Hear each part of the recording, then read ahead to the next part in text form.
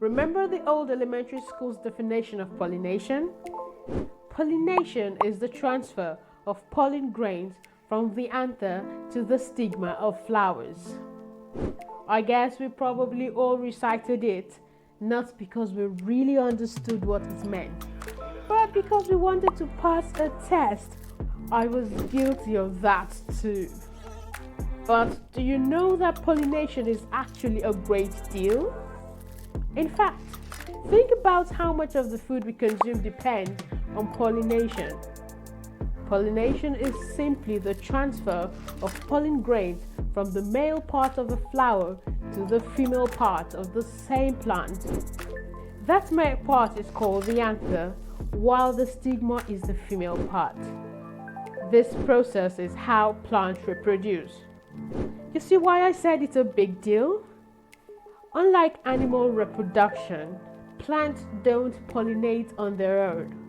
They need some help from pollinators.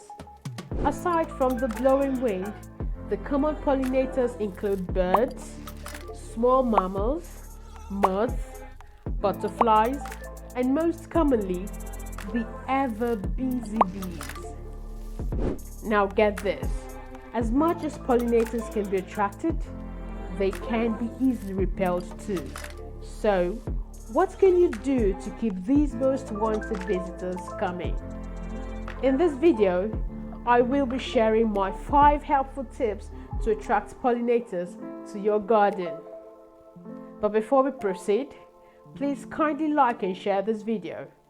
Don't forget to subscribe to our channel to get notified of more helpful tips. Now, let's dive in. Number 1. Tree preservation. One of the threats to our world today is the growing rate of deforestation. For many vegetable farmers, the felling of trees is the first step in land preparation.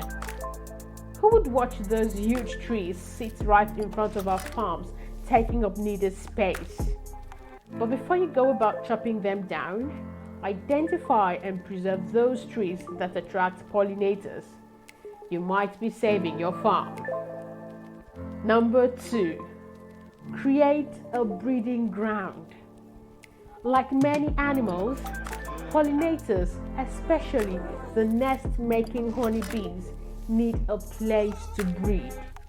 So, create a place, like heaping bare soil around, where they can bore and build nests for proliferation, or preserve fallen trees around that can serve as shelter for these native bees.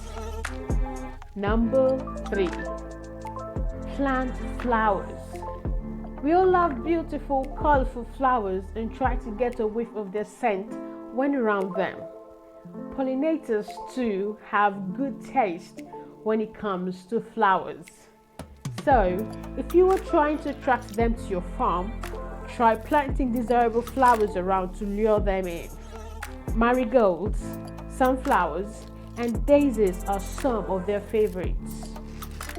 Number 4. Provide water. You may not know this, but most pollinators, like bees, get thirsty and slurp lots of water, especially on hot, sunny days. They also take water to cool off their bodies and hives, dilute the honey in their stomachs, feed young bees, and do many other things.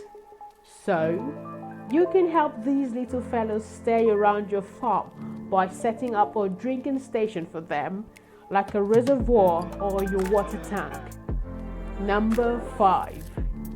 Proper use of chemicals. For those who spray chemicals, you can attest to how pungent it can be. Even with our masks, it's still very uncomfortable. Imagine how pollinators feel when they come around your farm and inhale that choking smell. Not just that, but some insect pollinators are driven away or die because of it. This means that if you want pollinators around, you have to use these chemicals wisely. Be sure to apply at targeted times. For example, very early in the morning before most pollinators visit, or late in the evening when they are out. So, that's it from me. Did you find these tips helpful? Please share other ways pollination can be encouraged in the comments below. Until next time, remember to keep trusting in God, the first farmer.